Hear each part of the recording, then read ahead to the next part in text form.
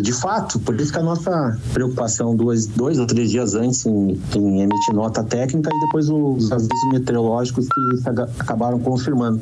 O que teve de diferente, Rosane? Andressa, a baixa pressão que a gente chama de ciclone, tá? Que nesse caso não foi extratropical. O extratropical é aquele comum que tem toda hora, aquele inverno, outono ou durante o ano, que tem aquele ar quente que vem do norte, ar frio que vem do sul, forma baixa pressão, tem os ventos fortes e principalmente aquela sensação de frio com vento minuano. Só que o ciclone extratropical, normalmente o caminho, a direção dele é de oeste para leste. Ele se forma no continente, ganha força no oceano e vai embora.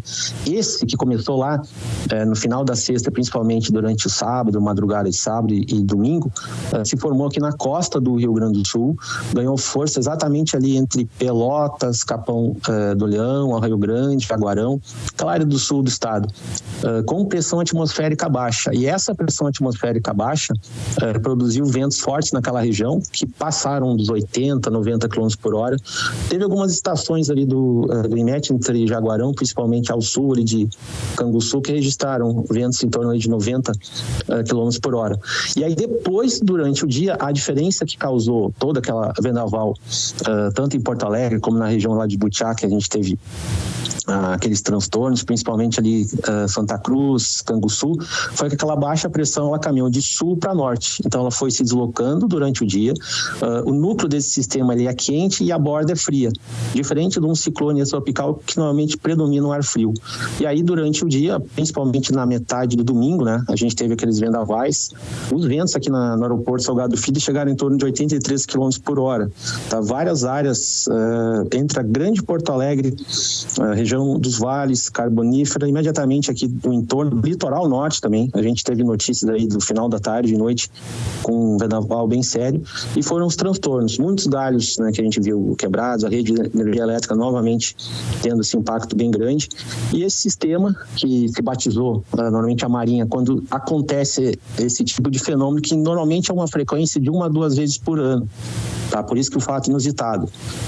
Não tem a relação a ver direta com o aquecimento global, isso normalmente acontece aqui no Rio Grande do Sul, mas o perigo de hoje em dia é exatamente que com os oceanos mais quentes, quando a tempestade se forma, ela pode ganhar mais força, pode ganhar mais energia, e é por isso que às vezes esses fenômenos ficam mais intensos. Marcelo? De todo modo, daqui em diante, a previsão melhora bastante hoje, tá? A única área assim, de relativa preocupação, tá? Seria só o litoral norte, parte de divisa sul de Santa Catarina, que ainda tem ventos bem mais tranquilos, 50, 60 km por hora. O restante a gente vai ter uma chuva aqui na capital durante o dia, alterna períodos de melhoria, temperatura bem de meia estação.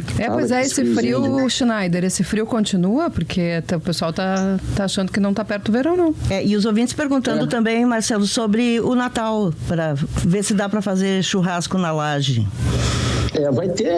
Rosane, vai ter de tudo um pouco, tá? Vai agradar a todos. Para te ter uma ideia, na quarta e quinta-feira a gente já vai ter o retorno do calor, tá? O verão retorna aqui, mesmo Porto Alegre, em torno de 30, 32 graus, tanto quarta como quinta-feira. Quinta-feira tem uma estabilidade mais na metade norte do estado. Tem outro temporal chegando, não deve ser tão intenso, mas passa rápido.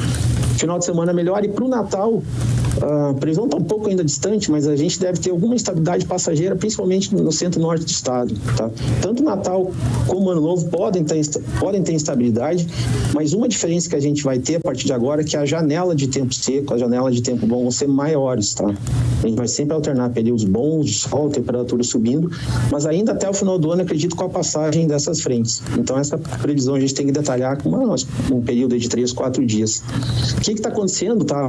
A gente falou muito nos últimos meses, né, da formação ou não de laninha, ainda continua naquele limite da previsão. O laninha é aquele resfriamento lá no Oceano Pacífico, tá? E a mudança que teve nesse último mês foi que a atmosfera começou a dar uma pequena mudança na direção dos ventos, e trouxe aí sim essas mudanças bruscas que a gente teve. Se vocês recordarem, faz 2, 3 semanas que a gente está tendo essa passagem de sistemas de tempestades, ciclones. Está dando um trabalho muito grande, não só para nós meteorologistas, mas principalmente para a energia elétrica aqui do estado, né? Porque os vendavais são fortes, pontuais, 80, 100 km por hora, isso tem acarretado bastante problema. Obrigada, Marcelo Schneider. Seco, tá? Quarta e quinta tempo seco, depois estabilidade, volta e meia aparecendo no estado. Obrigado pelo espaço aí. Obrigada, Marcelo Schneider do INMET.